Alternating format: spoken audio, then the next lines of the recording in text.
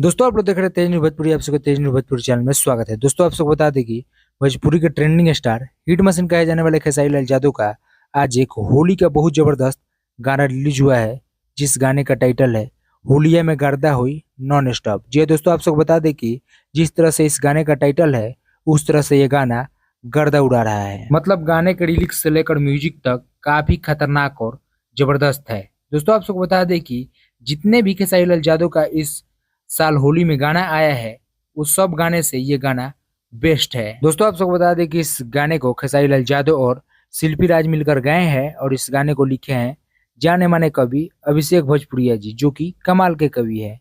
और इस गाने में न्यू एक्ट्रेस किरण शर्मा आप सबको नजर आएगी, जो कि कमाल के परफॉर्मेंस की हुई है इस गाने में। दोस्तों सबसे ज्यादा बेहतरीन हमें इस गाने का वीडियो लगा। काफी खतरनाक और जबरदस्त तरीके से इस गाने का वीडियो बनाया गया है।